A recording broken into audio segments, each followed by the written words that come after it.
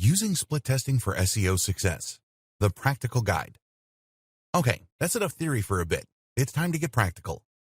How do you go about running a split test and seeing how it impacts on your SEO? There are a couple of different ways. In this video, we're going to look at two of the most common, creating two different versions of a web page versus creating one page that loads differently for different users. We'll look at how this works and at which one is best for you. In this video, we will first of all discuss the most common method, which is to use different pages on the same website. Two different web pages. The first option is to compare two slightly different web pages that employ different SEO strategies, keeping everything else as close to equal as possible. More accurately, you will compare two groups of different pages. Comparing two versions of the same page can work, but it's rife with difficulty. Let's say, for example, that you have a web page all about how to train your Labrador and a web page all about how to train your Golden Retriever. These pages are almost identical in subject matter, and you're going to go out of your way to ensure they are extremely similar in all other ways that count, too. You'll ensure they have the same number of links pointing to them, that they are equally prominent on your site, that they are the same length, that they have the same number of headings, etc. From here, you can then go about making small changes to a few of the matched pages and see if this boosts or hurts traffic. You'll then watch the difference in your stats, making sure to collect as much data as possible. Repeat this a few times with different matched pages, and once you are sure that your new SEO strategy works, introduce it to the rest of your content. Challenges. Of course, this option is not perfect.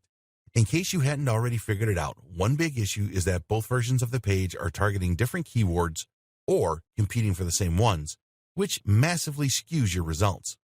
Different keywords will include different competition, different related terms, and more.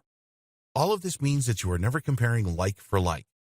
And if you try and create two pages that compete for the same keyword, then you could end up running afoul of one of Google's most recent algorithm updates, the diversity update. This update is aimed at ensuring that most SERPs don't display multiple results for the same site, thereby meaning that you won't have a fair fight on your hands. You can create two pages targeting the same keywords and see which one wins, but even then, you are changing the results simply by having competition exist provided by you. You could always create two pages the exact same, but this is inadvisable for a number of reasons. Firstly, Google will see a precise duplicate page as being worthless and might even penalize the page. Google doesn't want its users to repeatedly stumble upon the same content, and so it won't rank it. If these pages are hosted on separate domains, which introduces more complex factors such as domain age, then Google might see one page as having violated the copyright of the other, and the entire site could be severely penalized. Then there's the fact that having more than one page with the same content is confusing for viewers and could lose you the trust of your readers. The optimal answer to this is to use different pages, but to make sure that you target extremely similar keywords.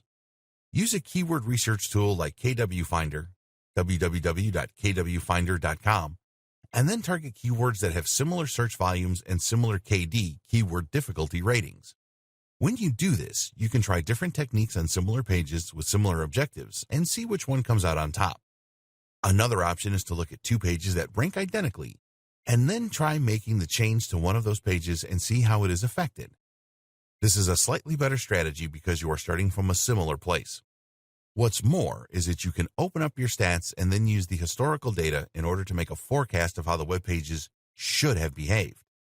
If one page was moving in a certain direction and that direction sped up, slowed down, or reversed, then it might be the result of the changes you made, especially if the matched page did not show the same changes. Again, the different difficulty of different keywords, the amount of competition, etc., can all impact on your results and potentially skew your findings.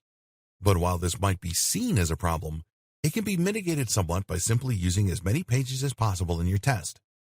In other words, instead of taking two similar web pages and comparing their success where one has been changed, you instead take two groups of pages and make the changes to some of them while leaving the others as they are.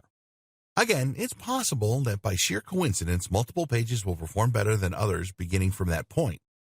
But that's when you use the statistical significance tests, compare the new and the old ranking positions of those in Group A to those in Group B, and then find out if the data suggests an effect.